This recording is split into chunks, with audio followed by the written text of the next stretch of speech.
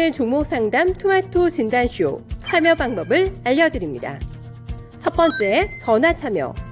02-325-8200번으로 전화하셔서 궁금하신 종목과 매수가, 비중을 말씀해주세요. 두 번째, 유튜브로도 실시간 참여가 가능합니다. 유튜브 검색창에 토마토 증권통을 입력하세요. 실시간 스트리밍으로 방송도 직접 보실 수 있고 종목 진단도 가능합니다.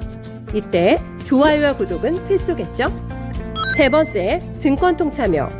모바일 어플리케이션 증권통을 다운받아 증권통 TV에 들어가서 아자아자란에 글을 남겨주세요.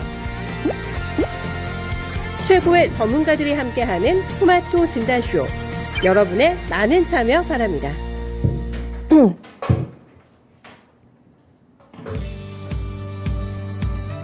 안녕하세요. 종목진단 맛집 진단쇼의 김민아입니다.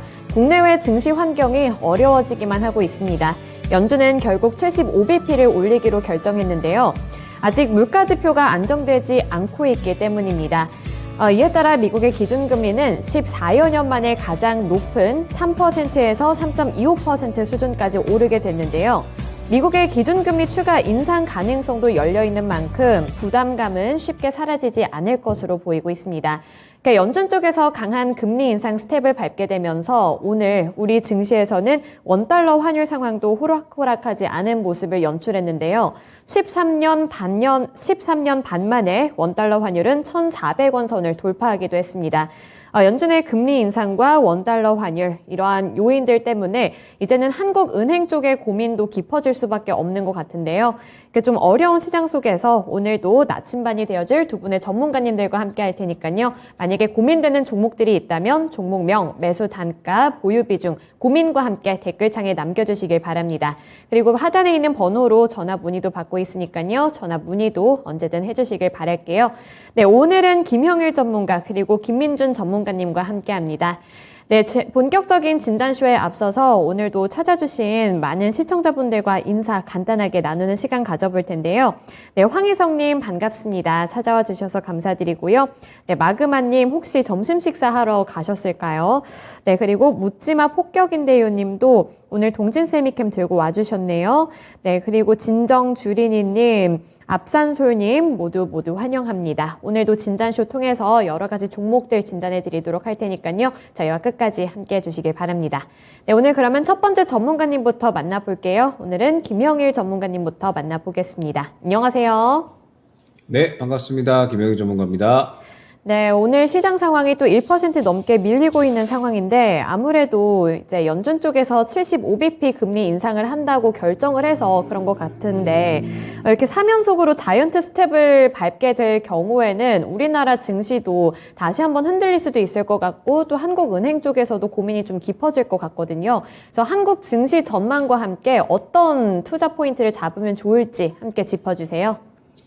네, 일단은 이번에 이제 연준에서 결과적으로 금리 인상을 결정을 했죠. 자이언트 스텝을 진행을 했고, 그러면서 지금 이제 미국은 3.25%로 0.75% 인상 후에 이제 3.25%로 인상이 됐습니다.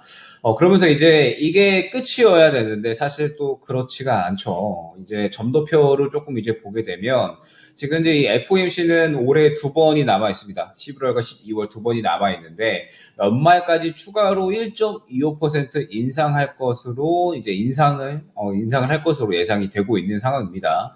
그러면서 1.25% 추가로 인상을 한다라고 했을 때는 이제 11월 FOMC에 또 0.75% 인상이 자이언트 스텝이 또 있을 수가 있겠죠. 때문에 이러한 이제 금리 인상에 대한 우려는 여전히 남아 있는 상태에서 이제 우리나라도 당연히 지금 현재 금리 역전이 된 상태입니다. 이제 미국이 3.25%로 이제 인상을 했으니까 우리나라도 당연히 따라가야 되는 그런 이제 흐름들이 유지가 될 것이고, 그런데 또 당장에 이 금리를 올리자니 지금 현재 연끌족들을 포함을 해서 부동산 혹은 이제 가계 대출 이러한 부분들에 대한 이 부담감들이 계속해서 강해질 수밖에 없는 그런 상황인 것 같습니다. 지금 현재 이 제조업들 이제 대상으로 해서 설문조사를 했을 때 이 제조기업들이 어느 정도 이 금리를 버텨낼 수 있는 그런 이제 수치 자체가 최대 상한선이 한 2.9% 정도라고 해요. 때문에 이제 한국은행에서도 금리를 올려야 되는데 지금 기업들의 부담감이 계속해서 커질 수밖에 없다 보니까 상당히 또 이러한 부분들이 고민이 될 것 같습니다.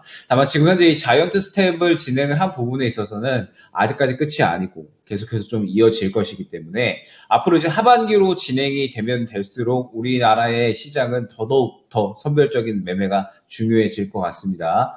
계속해서 조금 수급이 들어가는 종목들, 그 다음에 어느 정도 이슈가 좀 확실한 종목들이 가장 조금 중요하게 다뤄질 수 있다라고 보고 있고, 뭐 여기에 이제 추가적으로 보게 되면 지금 현재 뭐 환율이 계속해서 또 올라갔죠. 그러면서 1,400원을 돌파하는 그런 이제 흐름들이 나왔고, 지금 이제 이야기 나오는 바로는 이제 계속해서 이 금리가 올라간다라고 했을 때 환율은 1,450원에서 1,500원대까지는 뭐 꾸준하게 유지가 될 것이다. 뭐 이제 이러한 이야기도 나오고 있는 상태예요. 때문에 상대적으로 이 수출을 어느 정도 비중을 가져가는 그런 기업들에는 또 크게 수혜가 될 수가 있겠죠. 뭐 의류 OEM 쪽이나 혹은 이제 뭐 자동차 쪽이나 뭐 조선 등등 해서 수출 비중을 가져가는 기업들, 이 강달러 수혜를 받을 수 있는 이제 그런 기업들을 좀 눈여겨볼 필요가 있을 것 같고요. 그 다음에 하반기에 이제 뭐 성장에 대해서 좀 기대가 될 수 있을 만한, 뭐 예를 들면 최근에 뭐 자율주행 쪽이 또 굉장히 좀 수혜를 많이 받았잖아요. 그런데 하반기에 저는 상당히 이제 로봇 쪽을 긍정적으로 보고 있습니다. 때문에 로봇 쪽을 상당히 조금 눈여겨보면서 로봇 관련주들이 어떤 종목이 있을지, 지금 이제 4분기에 넘어가면서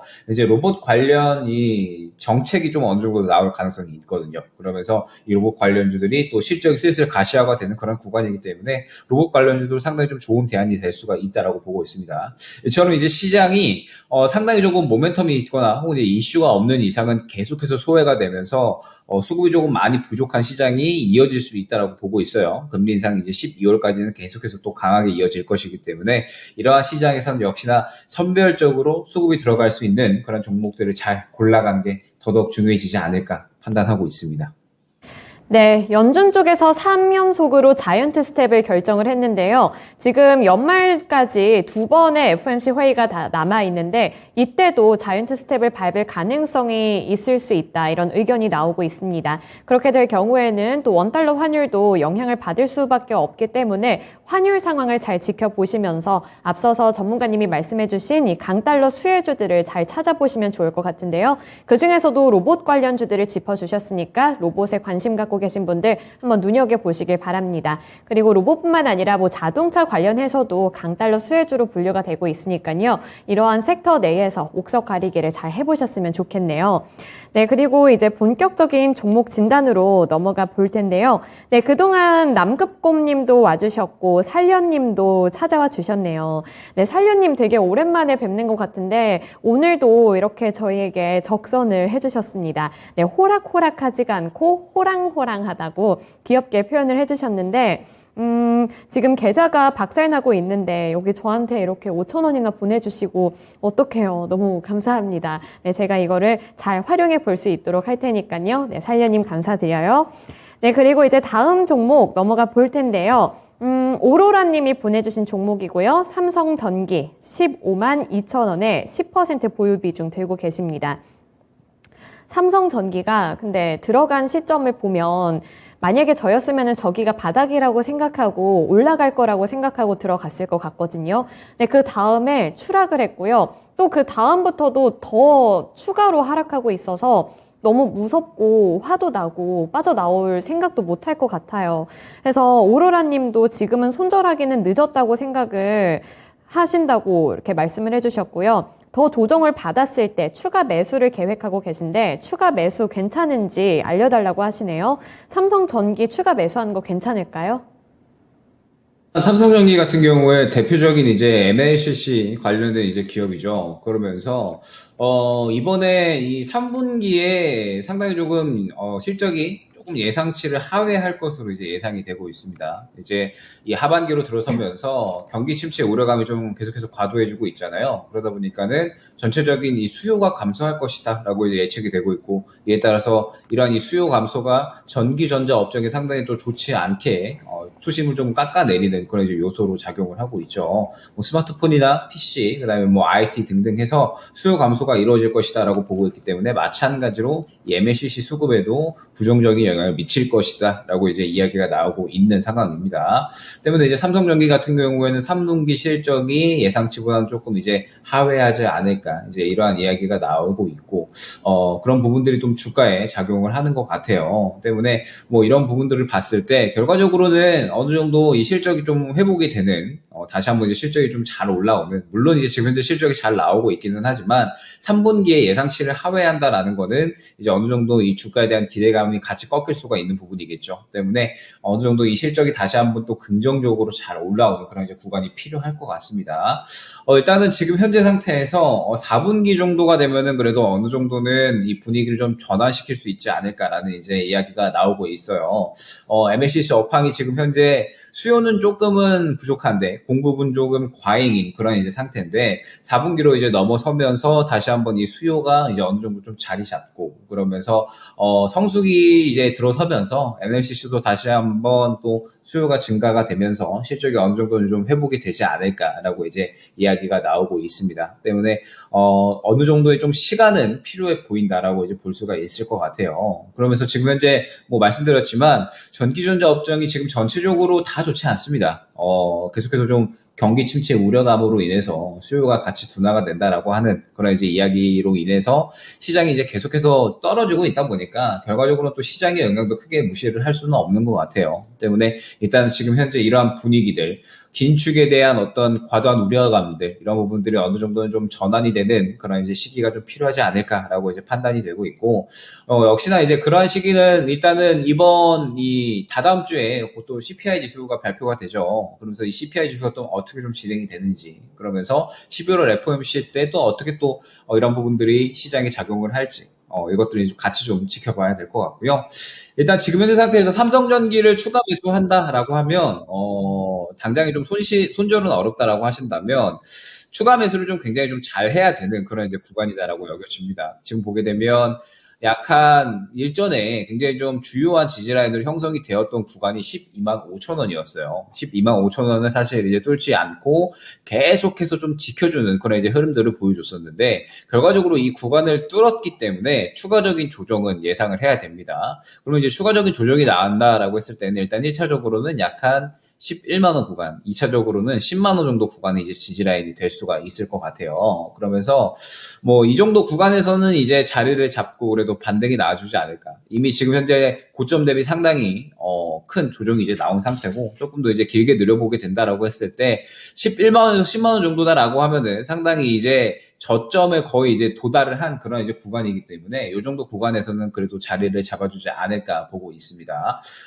때문에 지금 현재 상태에서는 일단은 약간의 좀 기다림, 몇 개월 정도의 좀 기다림은 필요할 것 같습니다. 결과적으로 이 업황이 조금 자리를 잡아야 되는, 업황이 좀 어느 정도 회복이 되는 그런 흐름들이 나와야 되기 때문에, 지금 현재 상태에서는 어느 정도의 기다림이 좀 필요해 보인다라고 이제 말씀을 드릴 수가 있을 것 같고, 비중이 뭐, 그래도 다행히 그렇게 크지는 않으시잖아요. 비중이 다행히 그렇게 크지는 않으시기 때문에, 어느 정도 바닥을 잡고, 그 다음에 반등이 나올 수 있을 만한 그런 이제 구간이 나오게 된다라고 하면, 그때 오히려 이제 좀 비중을 좀 크게 늘려서 1차 목표 반등가를 어디로 잡아갈 수 있느냐라고 했을 때 지금 현재 구간이 될 거예요. 12만 5천 원 구간이. 그러면 이제 향후에 완전하게 바닥을 잡는다라고 했을 때 이 정도 구간에 비중을 오히려 좀 크게 늘려서 그 구간에서 반등을 노린다라고 해서 목표가 12만 5천 원 잡고요. 12만 5천 원에 빠져나올 수 있는 단가를 만들어서 일단은 지금 현재 상태에서는 여유롭게 추가 매수를 준비를 해보자. 이렇게 안내를 드릴 수 있을 것 같습니다. 네, 삼성전기는 추가로 조금 더 조정을 받을 수 있다는 멘트를 주셨는데요. 따라서 추가 매수를 생각하고 계신다면 그 매수 타이밍을 잘 잡아보셔야 할 것 같습니다. 아까 정해주신 구간들 잘 참고하셔서 투자 플랜에도 반영해 보시길 바랄게요. 네, 이렇게 삼성전기 관련해서 진단을 해드렸는데요. 남극곰님 지금 합정 근처에 계시다고요. 그러면 여기 스튜디오에 특별 출연해 주시는 거 어떨까요? 오늘 제가 회사에서 어떤 전문가님 한 분이 제 의상을 보고 오늘 반달가슴곰 같다고 그렇게 말씀을 해주셨거든요. 그래서 남극곰과 지리산 반달가슴곰에 함께 하는 방송이면 더 재밌지 않을까 싶으니까요. 만약에 생각이 있으시다면 댓글창에 남겨주시길 바랄게요. 남극곰님. 네, 그리고 이제 두 번째 종목으로 넘어갈 텐데요. JS님이 보내주신 남해화학입니다. 남해화학 1,600원에 진입을 하셨고요. 30% 보유 비중 들고 계시네요. 30%면 그렇게 적지는 않은 보유 비중인데 손실이 그렇게 많지는 않지만 그 남해화학이 다른 비료 관련주에 비해서는 약간 탄력을 덜 받는 것 같아서 일단 원금 회복까지 가능할지와 함께 앞으로의 전망 잡아주셨으면 좋겠거든요. 어떻게 보시나요? 네, 일단은 지금 현재 전체적으로 사료주들이 이제 푸틴이 러시아에서 동원령을 또 추가로 이제 발표를 했다라고 이제 이야기가 나오면서 결과적으로 이제 여전히 또 이 식물, 곡물 수출길이 다시 한번 또 막힐 것이다라는 이제 이런 우려감들이 시장에 그대로 또 작용을 하고 있는 것 같습니다. 반사 수혜로 인해서 지금 이제 이 사료, 곡물 관련주들이 계속해서 또 좀 올라오고 있는 그런 이제 상황이죠. 그러면서 이제 추가적으로 지금 이제 이 식료품 업계가 계속해서 좀 가격 인상이 이제 이루어지고 있죠. 그러면서 지금 현재 이 식료품에 대한 부분들, 물가에 대한 부분들이 상당히 또 우려감으로 작용을 하고 있는 것 같습니다. 다만 이제 뭐 문제가 뭐냐라고 했을 때 지금 이제 말씀을 주셨듯이 남해화학 같은 경우에는 지금 이 곡물 관련주들이 일제히 상승이 나오고 있는 가운데 약간은 후발주자로 움직이는 모습이 강하죠. 지금 보게 되면 한일사료 상한가 들어갔고요. 그 다음에 뭐 대주산업, 뭐 그 다음에 미래생명자원 등등 해서 굉장히 이제 많은 종목들이 이 곡물 비료 쪽에 이제 포진이 되어 있습니다. 그런데 지금 현재 보게 되면 남해화학은 관련주 중에서도 탄력이 가장 덜한 그런 이제 모습을 보여주고 있죠. 때문에 지금 현재 상태에서 남해화학 같은 경우엔 일단은 이 크게 수익을 본다라기보다는 어느 정도 조금 빠져나오는 쪽에 폼코스를 맞춰서 진행을 해야 되지 않을까 싶어요. 지금 보게 되면은 전체적인 모든 비료주들이 마찬가지겠지만 굉장히 이제 이 매물대가 두터운 구간들이 많이 확인이 돼요. 이제 남해화학도 마찬가지일 거고요. 그다음에 한일사료 같은 경우에 이제 뭐 오늘 그러한 이제 매물대들을 다 삼켜내고 이제 상승이 나오기는 했지만 결과적으로 또 지금 보게 되면은 이 앞선 매물대에 또 부딪힐 수가 있는 구간에 도달을 했죠. 한일사료 같은 경우에 이제 내일의 흐름이 굉장히 좀 중요해질 겁니다. 내일 이제 이 매물대를 뚫어주느냐 마느냐 이제 이런 싸움을 벌일 텐데 결과적으로 내일 한일사료가 이 매물대를 뚫어주지 못한다라고 했을 때 남해학도 동시에 같은 흐름으로 지금 현재 매물대를 또 뚫어주지 못하고 조정이 나올 수가 있거든요. 때문에 일단 남해화학 같은 경우에는 이 곡물 관련주 중에서도 조금 많이 후발주로 움직이고 있는 상태이기 때문에 당장의 수익을 크게 노린다라기보다는 빠져나오는 쪽에 어느 정도 포커스를 맞추고 진행을 해주셔야 된다라는 부분이 조금 중요할 것 같습니다. 그러면서 지금 보게 되면 1차 매물대가 10,000원, 그 다음에 이제 2차 매물대가 약 한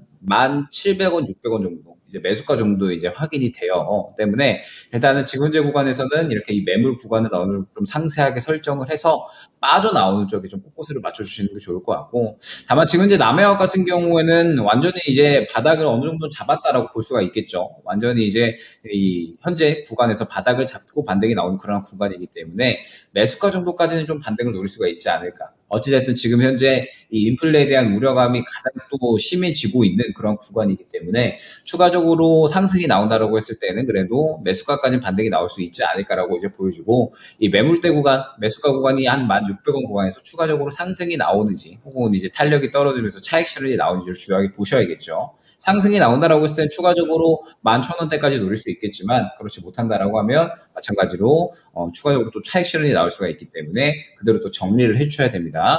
전체적인 이 비료 관련주들은 항상 많이 강조드리지만 이슈에 의해서만 지금 현재 움직이는 상태죠. 때문에 이슈가 없어진다라고 하면 또 순식간에 급락이 나올 수 있는 그런 이제 위험성이 있는 리스크가 있는 종목군이다라고 이제 봐주셔야 되고, 때문에 어느 정도 기회가 왔을 때에는 정리를 하고 가는 것이 좋다. 리스크 관리 측면에서는 굉장히 조금 안정적이다라고 말씀을 드릴 수가 있을 것 같기 때문에 남해학 같은 경우에는 일단은 매수가 수준에서 정리를 노리고 대응하자 안내드릴 수 있도록 하겠습니다.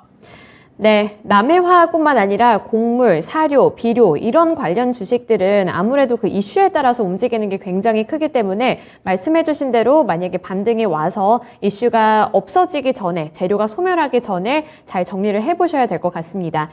그래도 다행인 부분은 원금 회복까지는 가능할 것으로 보인다는 코멘트 주셨으니까요. 원금까지 왔을 때 정리해 보시고 다른 조금 더 안정적인 종목을 찾아보시는 것도 좋을 것 같아요. 네, 이 부분 잘 참고해 주시길 바랍니다. 네, 이제 다음 종목 넘어가 볼 텐데요. 다음 종목은 전화통화 연결이네요. 네, 지금 바로 시청자님과 전화통화 연결해 보겠습니다. 안녕하세요. 안녕하세요. 네, 오늘 어떤 종목 들고 오셨을까요? 네, 아모그린텍이고요. 네. 예, 17,900원에 50%입니다. 50% 보유 비중이면은 꽤 믿음이 있으셨나 봐요, 이 종목에.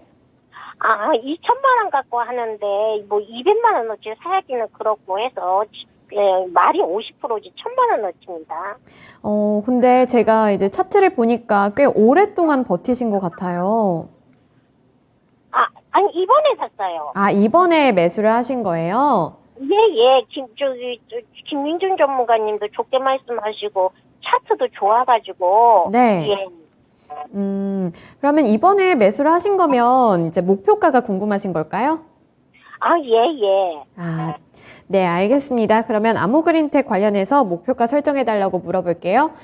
네, 전문가님, 아모그린텍 2차전지 관련주로 분류가 되고 있고, 제가 찾아보니까 뭐 리비안, 테슬라 이쪽으로 수주도 하고 있고, 그뿐만 아니라 뭐 5G, ESS 이런 쪽에 되게 화려한 그런 전적을 갖고 있는데요. 아모그린텍 앞으로 더 오를 수 있을지 궁금하고요. 그리고 오른다면 목표가는 어느 정도로 설정하는 게 좋을까요? 네, 일단 이제 아모그린텍 같은 경우에 최근에 이제 상당히 좀 좋은 탄력을 보여줬죠. 이제 뭐 ESS 부분, 뭐 그다음에 뭐 전기차에 대해서 뭐 계속적으로 이제 뭐 매출이 증가하고 있는 부분들, 뭐 이런 부분들이 상당히 조금 주요하게 시장에서 주목을 받은 것 같습니다. 그러면서 이 아모그린텍이 다루는 이제 고효율 자동 부품에 대해서 앞으로 또 꾸준하게 수요가 증가할 것이다 라는 부분에 대해서 또 상당히 수혜를 또 크게 시장에서 받은 것 같아요. 때문에 지금 현재 이 올해 영업이익이 또 대폭 늘어날 수 있을 것이다 라는 또 기대감이 또 상당히 늘어나고 있는 상태죠. 때문에 이제 상당히 좋은 상승을 보여줬는데 지금 현재 아모그린텍은 최근에 주가 흐름을 보게 되면 약간은 이 물량을 털어내는 듯한 흐름들이 좀 나왔습니다. 지금 보게 되면 아모그린텍이 저점에서 한 10,000원 정도에서 상승이 상당히 크게 나왔죠. 거의 이제 80% 정도의 큰 상승이 나온 구간입니다. 그래서 이제 아모그린텍을 조금 길게 보게 되면 지금 현재 여태까지 뚫지 못했었던 이 고점이 19,000원에 확인이 돼요. 그러면은 이 구간을 뚫어내려고 시도를 했다가 지금 현재 시장이 조금 무너지다 보니까 약간의 차익 실현이 나오고 있는 그런 구간이다라고 봐야 되거든요. 지금 현재 단가가 너무 높게 들어가신 것 같습니다. 좋은 종목인 거는 분명하지만 지금 보게 되면은 이미 이 17,900원 단가 정도다라고 한다면 누구나 다 수익 중인 구간이거든요. 그냥 단순하게 길게 봤을 때 상장 초부터 해서 지금 현재 이 17,900원이다라고 한다면 거의 대부분의 이 주주가 수익 중인 구간이기 때문에 사실 누구는 언제 차익 실현이 나와도 이상하지 않은 그런 이제 구간이었다라는 뜻이 됩니다. 때문에 지금 현재 이 아모그린텍 같은 경우에는 아무래도 어제부터 좀 차익 실현이 나오고 있는 그런 이제 상태다라고 이제 봐야 될 것 같고 지금 현재 구간에서 목표가를 정한다라고 하면은 이전 고점밖에는 설명을 드릴 수가 없을 것 같아요. 지금 보게 되면 이전 고점이 19,000원이 설정이 되어 있는데 이전 고점까지만 좀 지켜볼 수 있는 종목인 것 같고 지금은 고점까지 갈 수 있느냐를 이제 보기보다는 여기에서 추가적인 하락이 나오지 않느냐가 좀 중요할 것 같습니다. 지금 보게 되면 이제 오늘 저점이 약 한 16,800원 정도에서 확인이 되죠. 그러면 이 16,800원을 이탈을 한다라고 하면은 다시 한번 이 16,000원까지 조정이 나올 수가 있습니다. 그러면서 이 16,000원 정도까지 조정이 나오는데 조정이 나오고 나서 추가적인 또 조정이 나온다라고 하면 또 15,000원, 14,000원까지 굉장히 좀 이 하락 리스크가 크게 열려있는 구간이다라고 이제 볼 수가 있겠죠. 때문에 일단 지금 현재 구간에서는 16,800원 이탈하지 않는지 이것을 이제 조금 주요하게 보셔야 될 것 같고 혹시나 이제 16,800원을 지켜준다라고 하면은 다시 한번 전고점까지는 갈 수 있는 흐름이 나올 수가 있습니다. 16,800원 지켜줘서 전고점까지 갈 수 있는 흐름이 나온다라고 하면 이 구간에서 매수가 부근에서는 반드시 조금 정리가 되는 그런 이제 대응이 필요하지 않을까라고 생각이 돼요. 물론 이제 전고점까지 어느 정도 19,000원 정도까지는 열려 있는 구간이 있기는 하지만 지금 보게 되면은 18,400원 구간에서 결과적으로 차익 실현이 나왔다라는 건 이 정도 구간에서 이제 어느 정도 이 수익 실현에 대한 심리가 형성이 되어 있다라는 뜻이 되거든요. 때문에 반등이 나온다라고 하면은 18,400원 근처 구간, 매수가 근처 구간까지만 지켜보시면서 매수가 정도에서 정리를 하시는 걸 추천해드리고, 그 다음에 16,800원을 이탈을 한다라고 하면은 추가적으로 이제 조정 가능성이 1차적으로는 약 한 16,000원 정도까지, 2차적으로는 15,000원 정도까지 열려 있는 종목이에요. 때문에 일단 16,800원 이탈을 하게 되면은 한 차례 정리를 했다가 비중이 조금 이제 많이 들어가 계시니까 한 차례 정리를 했다가 이제 어느 정도 저점을 잡았을 때 그때 다시 한번 매수를 노려보는 그런 전략이 유효할 것으로 판단되는 종목입니다. 네, 시청자님, 아모그린텍을 최근에 진입을 하셨으면 약간 고점에 진입을 한 것 같다, 이런 코멘트를 주셨거든요. 그래서 일단은 원금까지 회복이 됐을 때 빠져나왔다가 조금 더 조정받았을 때 재매수하는 걸 권고해 주셨네요. 예, 감사해요. 네, 반영해 보셔서 더 좋은 수익 내시길 바랄게요. 네. 네, 아모그린텍 관련해서 진단해 드렸습니다. 최근에 이렇게 변동성이 강한 시장 속에서도 그래도 선방을 하고 있는 종목들을 살펴보면 항상 2차 전지, 폐배터리 이런 섹터랑 연관성이 있는 그런 종목들인 것 같아요. 그래서 아모그린텍도 주가 차트 아까 확인해 보셨겠지만 최근처럼 안 좋은 시장 속에서도 우상향으로 가고 있기 때문에 종목 자체는 좋은 것 같지만 약간 고점에 진입을 한 것 같다. 이 부분이 아쉽다는 평가를 주셨네요. 네, 이제 그러면 다음 종목 빠르게 넘어가 보겠습니다. 다음 종목은 현경님이 보내주신 일진 머티리얼즈고요. 85,000원에 30% 보유 비중 들고 계십니다. 지금이라도 손절을 해야 할지 향후 전망 부탁드립니다. 이렇게 사연을 보내주셨는데요.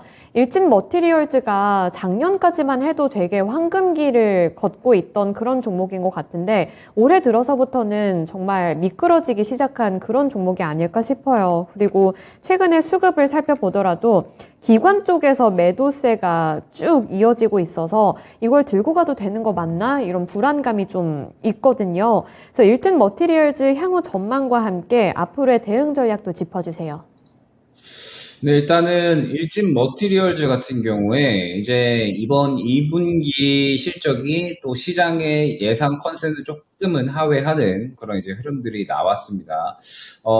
이제 2분기로 이제 넘어오면서 뭐 계속해서 이 구리 가격이라든지 뭐 이런 부분들, 이제 일렉 코일 판가에 대한 부분들, 이런 부분들이 조금 이제 주가에 악영향을 좀 끼친 것이라고 보고 있고, 그 다음에 뭐 중국 락다운이 또 지속이 되면서 뭐 이러한 부분들이 또 마찬가지로 영향을 끼친 것이다라고 이제 보고 있습니다. 때문에 이제 이번 2분기 실적이 약간 하회하는, 시장 컨센보다 좀 하회하는 그런 이제 흐름이 보였고, 그 다음에 건설 업황이 지금 최근에 좀 굉장히 좋지가 않잖아요. 그런데 이제 이 건설 자회사 실적도 조금 둔화된 그런 이제 모습들이 보였습니다. 때문에 뭐 이러한 부분들로 이제 계속해서 조금 조정이 나오고 있다라고 봐야 될 것 같고, 지금 현재 보게 되면 일진 머티리얼즈는 다들 알고 계시겠지만 굉장히 큰 상승이 나왔었던 종목이에요. 그런데 지금 이미 상승이 많이 나왔었던 구간이다라고 하더라도 보게 되면은 아직까지도 이 주가가 높은 수준에 위치를 해 있기 때문에 지금 현재 구간에서 보게 되면은 주요한 지지 라인을 또 돌파를 해버렸습니다. 저항 라인을 이제 좀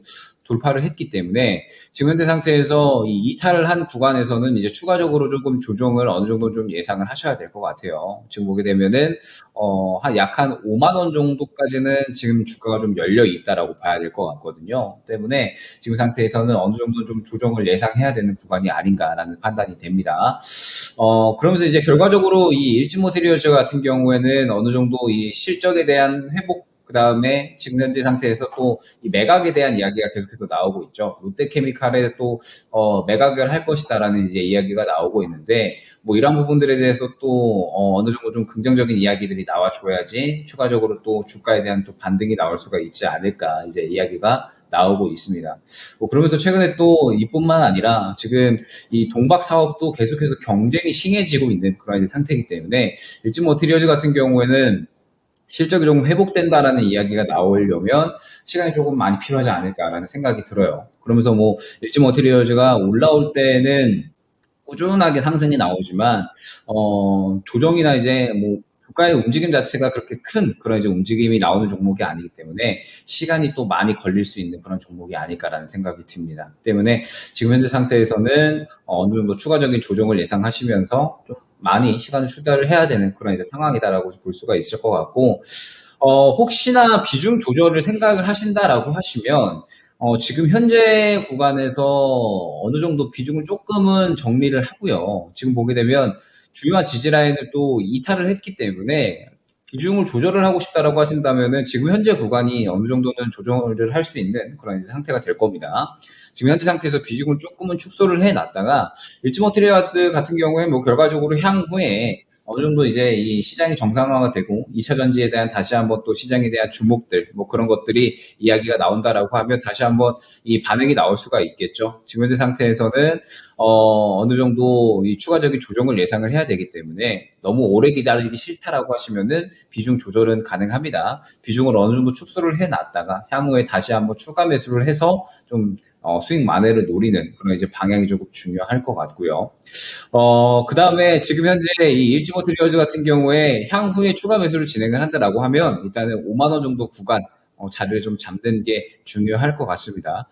이 정도 구간에서 자리를 잡는다라고 하면은 그래도 이 반등이 현재 구간 약 한 6만 원에서 7만 원 정도까지 다시 한번 또 나올 수가 있는 그런 종목이기 때문에 지금 현재 상태에서 비중 조절을 좀 염두를 해 두고 계신다면은 현재 구간에서 어느 정도는 좀 축소를 해 놓으셨다가 향후에 추가 매수를 해서 수익 만회를 노리는 전략이 가장 중요하지 않을까 그렇게 판단이 됩니다.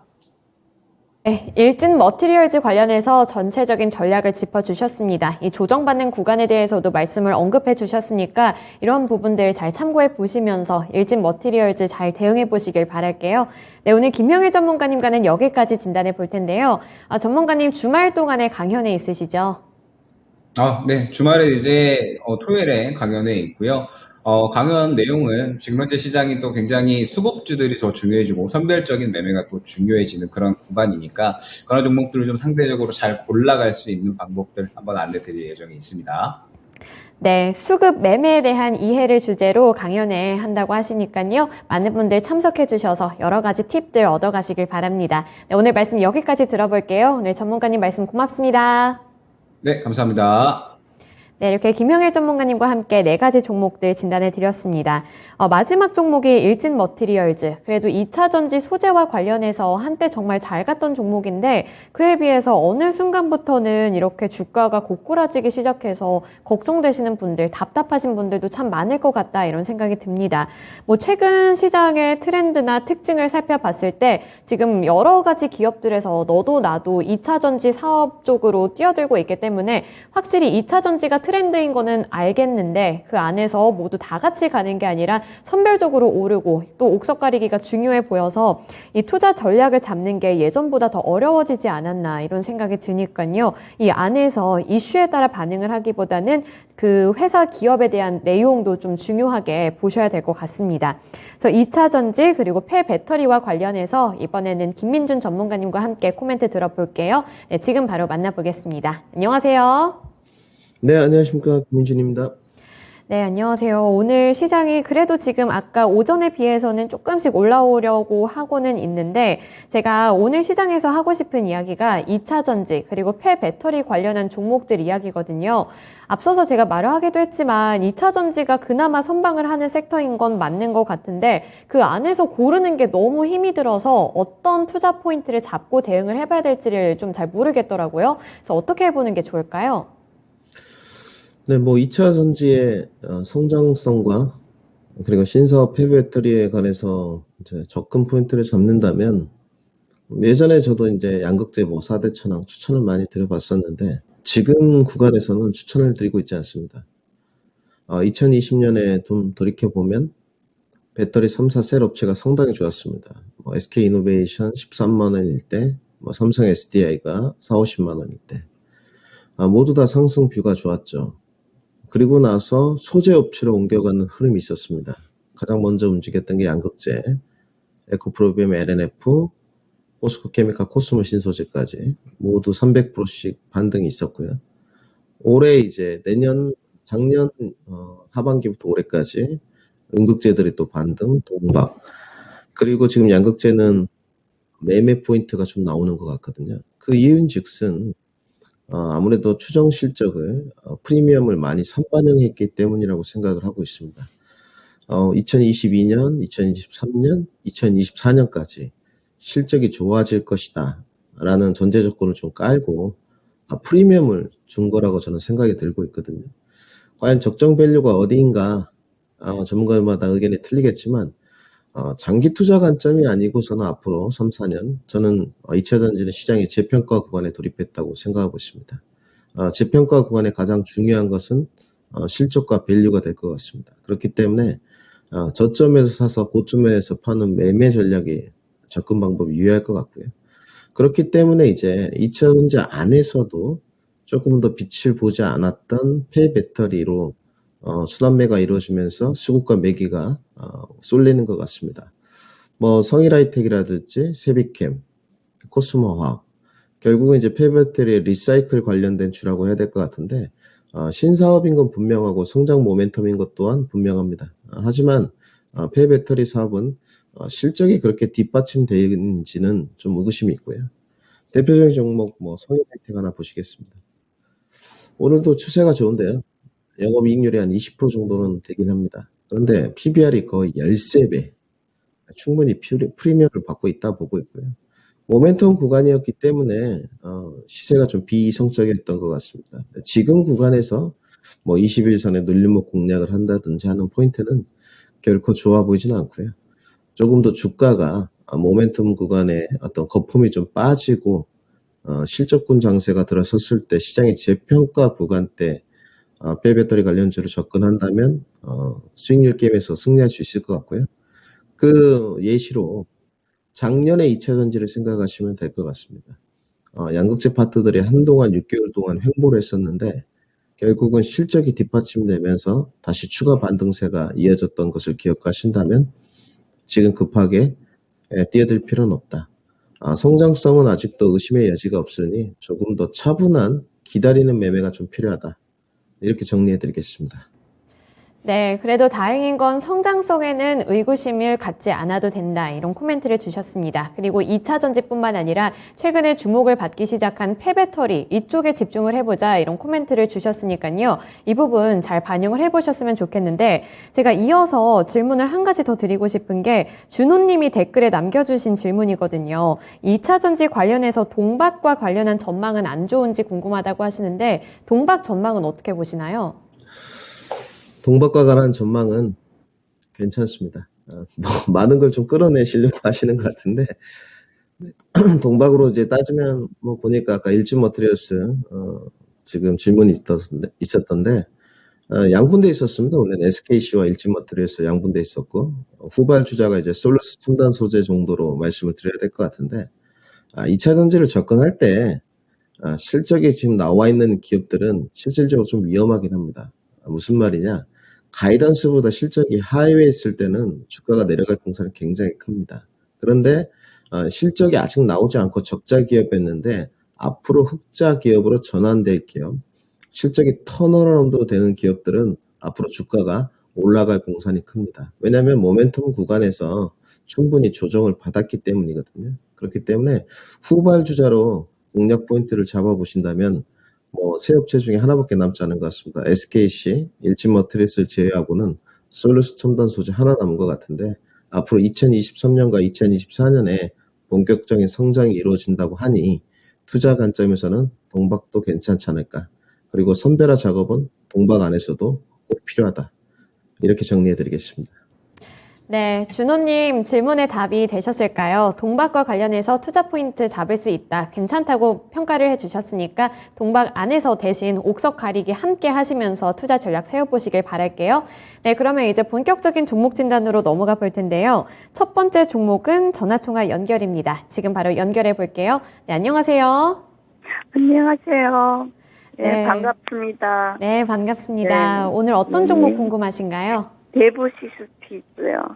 데브시스터즈 매수가와 보유 비중은 어떻게 될까요? 매수가가 10만 3천 원이고요. 네. 비중은 5%요. 많이 속상하시겠어요. 네.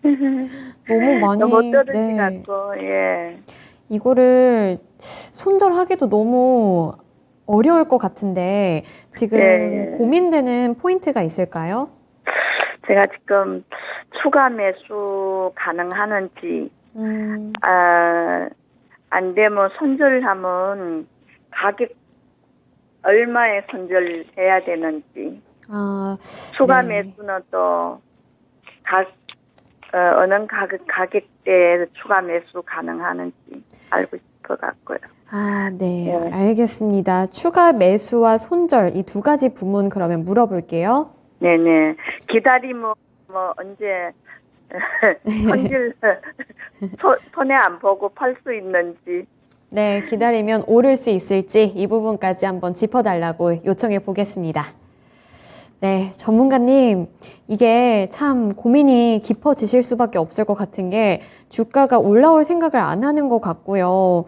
일단은 추가 매수해도 괜찮은지, 그리고 한다면 어느 구간에서 해야 할지 이 부분이 궁금하다고 하시고요. 만약에 전망이 그렇게 좋지 않다면 손절까지도 생각을 하고 계시네요. 그래서 손절을 한다면 어느 구간에서 손절을 하면 좋을지, 그리고 기다려 보면 오를 수 있을지 이 세 가지 부분 짚어주세요.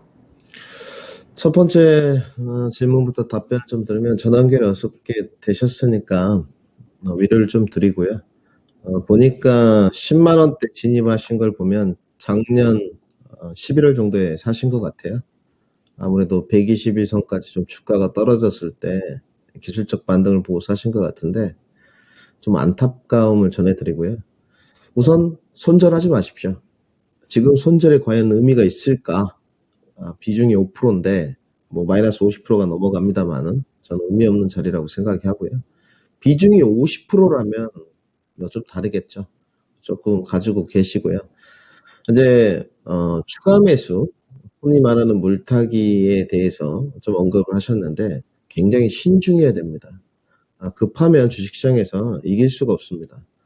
뭐 5%의 비중이지만 주가가 내려와 있으니까 굉장히 속상하죠. 데브 시스터즈는 게임에 관해서 별로 언급드릴 게 없습니다. 쿠키런으로 대표작이 있고 최근에 BTS와 관련된 게임을 출시한다는 내용이 좀 있습니다. 근데 늘 그때도 말씀드렸지만 게임주들이 본격적인 상승을 할 수 있었던 이유는 본연의 업종은 아니었던 것 같습니다. 데브 시스터즈의 주요 주주가 이제 컴투스인데 결국은 NFT 바람이 불었을 때 결국 주가가 올랐거든요. 그러니까 NFT가 게임의 본연의 업종이냐, 플레이 투 던 한참 유행했었는데 그때도 말씀을 드렸었거든요. 다른 업종과 접목 요소를 펼칠 수 있는 게 NFT다. NFT가 게임과 접목만 되지는 않았었거든요. 뭐 그때 당시 5G랑 접목도 좀 됐었고 다른 섹터와의 접목 요소도 있었는데 결국은 샌드박스 규제라든지 법안 정비가 안 되면서 굉장히 하락세를 겪었던 것 같습니다. 그리고 데브 소스는 엎친 데 덮친 격으로 실적도 좋지 않았습니다. 작년에 실적이 이제 조금 턴어라운드가 되는 듯 싶었으나 거의 5분의 1 토막이 났거든요. 그렇기 때문에 주가가 조정을 받았고 적정 밸류로 내려온 것 같습니다. 지금 PER 기준 8배 수준이기 때문에 지금 당장 주가가 더 떨어지지 않을 겁니다. 그럼 이제 탈출 전략을 좀 세워봐야 되겠죠. 10만 3천 원이기 때문에 데브 시스터의 BTS 관련된 게임이 얼마나 히트를 치고 다시 NFT가 바람이 어떻게 불지 모르겠지만 NFT와 메타버스는 제가 봤을 때 성장주의 한 축이고 분명히 시장의 지배구조 역할을 할 수 있다고 보고 있습니다. 단지 여기에 따른 실적이 뒷받침돼야 되는데 데브 시스터의 실적은 내년부터 좋아지는 쪽입니다. 그러면 시간 투자를 더 하셔야 될 것 같고요. 지수를 봤을 때 이번 주 월요일 날 스페셜원 방송할 때 2300선에서 2320선까지 하방 낙폭을 말씀드렸었는데 제가 생각하는 하방 낙폭까지는 다 내려온 것 같습니다. 지금은 적극 매수 구간이기 때문에 조금 담보금의 여유가 있으시다면 오늘 하방 낙폭을 이용한 추가 매수는 가능할 것 같습니다. 그리고 지난번에 중국의 서민자죠. 리잔수 씨인가요? 한국을 내방했기 때문에 시진핑 주석의 방안을 추진하고 있다 이런 내용이 들려왔기 때문에 게임주가 좀 바람을 탈 수 있는 가능성이 있습니다. 중국발 바람이 일었을 때 게임, 화장품 항상 이런 쪽은 올라가는 쪽이고 또 파노 이야기가 나왔을 때마다 주가가 오르기 때문에 지금 추가 매수를 좀 진행하시는 게 좋을 것 같고요. 비중이 부담스럽지는 않은 것 같습니다. 5% 정도 오늘과 내일을 이용해서 내일 금요일이니까 추가 매수를 하시고 그러면 단가가 7만 원까지는 내려오실 것 같거든요. 그러면 충분히 손실을 좀 줄이고 탈출 전략을 쓸 수 있을 것 같습니다. 그러면 7만 원까지 목표가를 볼 것이냐 그렇게는 좀 어려워 보이고요. 내년까지 봤을 때 이평선은 움직이기 때문에 제가 최종 제시하는 매도 목표가는 62,000원을 제시하도록 하겠습니다. 손절은 굳이 대응하실 필요가 없고 추가 매수 오늘과 내일 5%, 최종 매도 목표가 62,000원에서 손절 좀 줄이고 손실을 좀 줄이고 나와보자. 탈출 전략으로 말씀드리겠습니다. 네, 데브시스터즈 깔끔하게 전략을 잡아주셨네요. 일단 손절 고민 중이라고 하셨는데 손절은 안 하셔도 될 것 같고요. 오늘과 내일을 잘 활용하셔서 추가 매수해보시는 쪽으로 생각해 보시길 바랄게요. 네네. 네, 힘내셨으면 좋겠습니다. 네, 감사합니다. 예. 네, 데브시스터즈 쿠키런으로 유명한 그런 종목인데 앞서서 전문가님이 언급을 해주시긴 했는데 이번에 뭐 BTS와 관련된 콘텐츠도 만든다고 하더라고요. 그래서 최근 주가 흐름만 보면은 뭐 살짝 오름세를 연출을 하기는 했지만 이번에 매수한 가격까지 올라올 수 있을지 이 부분이 중요한 부분이었는데 거기까지는 시간이 좀 상당한 기간이 걸릴 것 같다 이런 멘트를 해주셨습니다.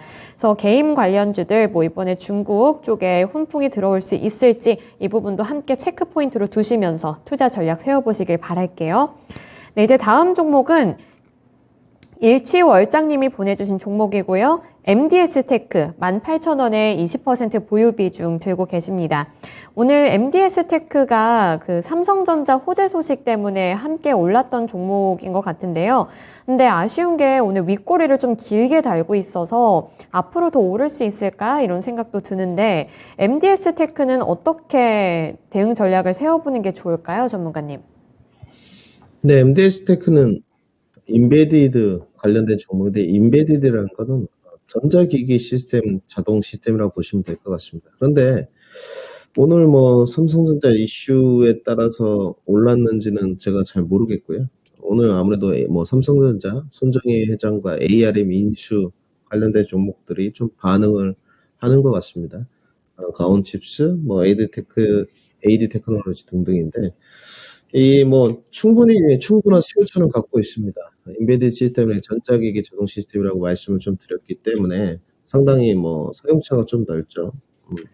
현대차, 뭐 만도, 삼성, LG 모두 다 좋은데 과연 어느 쪽으로 이제 실적 바람이 좀 타고 모멘텀 바람을 탈 거냐는 좀 의구심이 남아 있고 적자 기업은 아닙니다. 분명히 아닌데 과연 매출액 성장이 이루어지면서 여기까지 어떠한 모멘텀으로 추가 이슈가 갈 것인가.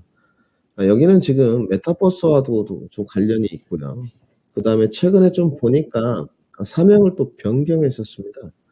그러니까 신사업과 관련된 쪽으로 모멘텀이 묶여있다 좀 봐야 될 것 같은데 그렇다면 오늘 반응도는 제가 봤을 때는 뭐 3나노나 ARM 인수설은 아닌 것 같고요. 지금 뭐 MD스테크 가격을 보니까 18,000원에 20%인 걸 보니까 최근에 접근 포인트를 잡으신 것 같습니다. 최근에 18,000원까지 한번 갔기 때문에 지금은 뭐 기술적인 구간이나 앞으로 정체성을 봤을 때 보유하는 건 맞을 것 같은데 몇 가지 추가적인 사유가 좀 있어야 될 것 같습니다. 우선 첫 번째, 실적에 기댈 부분은 없다. 이 기업이 뭐 영업이익이 100억대 이런 기업은 아닌 것 같고요. 매출액 1,500억에 영업이익이 20억에서 50억 정도 왔다 갔다 하는 기업이기 때문에 굉장히 소형주입니다. 두 번째, 밸류에이션 부담감이 상당하기 때문에 밸류에이션을 이겨낼 수 있는 어떤 주된 주축돌이 무엇이냐. 비이성적인 모멘텀이거든요. 모멘텀을 좀 타줘야 된다. 근데 이번에 하방락폭을 길어갈 때를 좀 보니까 몇 가지 조금 노이즈가 있었던 것 같습니다. 일단은 최대 주주 변경도 있었고요. 그 다음에 보니까 여러 가지 파트너사하고 좀 관계가 그렇게 좀 좋게 이루어진 것 같지는 않습니다. 그렇기 때문에 최대 주주가 아무래도 변경이 있었겠죠. 여기서 다시 이제 하방락폭을 찍고 올라오는 부분인데 지금 현재 구간에서는 MD스테크가 어떤 모멘텀을 받고 있다. 메타버스다, NFT다, 오늘 삼성전자 관련 ARM 인수설이다 등등의 정확한 가늠 잣대를 측정할 수가 없는 것 같습니다. 그렇기 때문에 지금으로서는 보유를 하는데요. 왜냐하면 FMC가 끝났고 뭐 긴축의 속도나 내용들이 많이 나왔지만 재료는 노출됐기 때문에 소멸입니다. 그래서 오늘 아래꼬리가 달리는 거고 뭐 지정학적 리스크도 어떻게 변할지 모르겠지만 저는 올드한 자료라고 생각을 하고 있습니다. 그렇기 때문에 보유하시되 단기 접근을 하신 거라면 시청자님이 이제 노리는 목표가는 19,500원에서 2만 원이신 것 같고요. 조금 더 높은 단계를 본다면 매물대 상단인 22,000원을 바라보신 것 같습니다. 근데 22,000원까지 상승 뷰는 제가 정확한 잣대를 모르기 때문에 저는 단기 접근 포인트로 목표가를 제시토록 하겠습니다. 손절가 같이 제시하겠습니다. 손절하셔야 될 것 같고요. 손절가 아래로 하방으로 14,500원 이탈 시에 손절, 상승 목표가는 19,500원에서 2만원 레인지 보험이로 제시토록 하겠습니다. 네, MDS테크 손절가 목표가 2개 다 잡아주셨으니까요. 이 부분 참고하셔서 투자 전략 세워보시길 바라겠습니다. MDS테크 관련한 진단해드렸고요. 그리고 댓글 보는데 남극곰님, 미국 증시에서 매수를 하셨는데 마이너스 92.5%라고요? 어떡해요. 지금 8.6달러에 샀는데 네, 힘내시길 바랍니다. 그리고 이제 다음 종목은 804님이 보내주신 PNT고요. 55,000원에 20% 보유 비중 들고 계십니다. 전고점 수준에 진입을 하셔서 지금 많이 걱정되실 것 같은데 추가 매수를 해서 평 단가 낮추는 게 좋을지 궁금하다고 하시네요. 그래서 PNT 추가 매수하는 거 괜찮을까요? 근데 워낙 좋은 종목이고요. 2차 전지 장비 쪽에서는 이제 조립 공정, 활성화 공정, 뭐 공정들이 있고, 그 다음에 장비 쪽으로 보게 되면 롤트롤 장비가 대세인데, 그 롤트롤 장비 중에서 이제 원티어가 PNT라고 보시면 될 것 같습니다. 뭐 많이 있는데요. M+라 뭐 이런 것들도 가장 수주 잔고라든지 기술력, 그다음 밸류에이션 문제를 봤을 때는 PNT가 가장 1티어 분인 것은 맞는 것 같습니다. 아직도 PER 기준으로 13배, 14배 정도이기 때문에 물론 2차 전지 장비에 관해서 프리미엄을 어디까지 줘야 되냐 의견이 분분할 수 있겠지만 저는 1티어군으로 보고 있습니다. 좀 아쉬운 게 매매 접근 포인트를 잡으신 게 아닌가 생각이 들거든요. 차트를 좀 뒤로 돌려보겠습니다. 여기서 사신 것 같아요. 네, 지금 차트 모양을 보게 되면 전고점을 돌파해 가는 그런 모양새인데 여기서 전고점 돌파가 이루어지지 않았습니다. 실질적으로 맥점을 기술적으로 본다면 지금 제가 동그라미 쳐놓은 이 구간으로 봐야 되는데 여기를 넘어가지 못하면서 하방 낙폭이 나은 것 같거든요. 좀 판단하기는 어려운 것 같습니다. 비중이 20%인데 주식 시장이 이제 쇠퇴기를 좀 가고 있고 2차 전지가 그렇게 뜨겁지는 않은 것 같거든요. 분명히 폐배터리 쪽도 뭐 수급과 매기가 오는 것을 봐서는 2차 전지 안에서도 조금 올드하지 않은 새로운 먹거리를 찾는 그런 것 같거든요. 근데 이제 장비, 캐파 증설에 따른 롤트롤 장비의 수요가 계속 증가할 것이냐, 가능합니다. PNT는 하반기 수주 확대가 이루어지고 있는 측면이기 때문에 장고를 봐도 충분히 가능할 것 같은데 비중이 20%가 평상시 주식 매매나 투자를 할 때 부담스럽지 않은 비중이시라면 저는 충분히 추가 매수할 수 있다고 보는 쪽이고요. 하방 낙폭으로는 4만 원 정도까지 열어두시면서 접근 포인트를 잡으시면 될 것 같습니다. 지금은 단가를 좀 낮춰야 될 것 같고요. 그러면 최대 비중은 뭐 30% 정도까지. 그러면 단가를 맞추면 4만 원대 후반 내지는 5만 원이 되실 것 같고요. 여기서 이제 수익을 내려면 2차 목표가를 나눠야 될 것 같습니다. 첫 번째 1차 목표가는 5만 5천 원이 될 것 같고요. 두 번째 목표가는 전고점 돌파가 될 것 같습니다. 단지 1차 목표가는 빠르게 찍을 것 같은데 전고점 돌파가 주식시장의 하락 국면, 경기 침체 국면에서 과연 돌파할 수 있을까에 대해서는 의구심이 좀 남아 있습니다. 아무래도 지수를 어느 종목도 이길 수는 없기 때문에 그래서 기술적인 그리고 전략적인 접근 포인트가 필요하다. 4만 원까지 열어두고 하방으로 추가 매수 10% 의견 드리고요. 그 다음에 반등 시 1차 목표가 5만 5천 원. 그 다음에 전고점 돌파는 조금 더 유연한 대응이 필요한데 6만 원까지 한번 내다 봐보고 주가가 좀 흘러내리면 5만 5천 원이 돌파했는데 깨진다면 전략 매도하는 전략으로 접근 포인트를 잡아보자. 이렇게 정리해 드리겠습니다. 네, PNT 관련해서는 추가 매수해서 이 단가 낮추는 전략 세워주셨으니까요. 이 전략 통해서 1차랑 2차 목표가까지 노려보시길 바랍니다. 오늘 김민준 전문가님과는 여기까지 진단해 보겠습니다. 고맙습니다. 네, 감사합니다. 네, 오늘도 두 분의 전문가님들과 함께 진단해 드렸는데요. 오늘 시장 그래도 아까 오전장에 비해서는 조금씩 낙폭을 회복하려는 움직임이 양시장에서 모두 나타나고 있습니다. 다만 외국인과 기관의 수급적인 부분은 아니고요. 개인 투자자들 쪽에서 매수 물량을 키워나가고 있다는 점 특징으로 잡아보시고 오후장도 잘 대응해 보셨으면 좋겠습니다. 네, 지금까지 투자 판단에 대한 도움 정보를 드렸고요. 하지만 특정 종목의 상승과 하락을 보장하지는 않습니다. 시청해 주셔서 고맙습니다.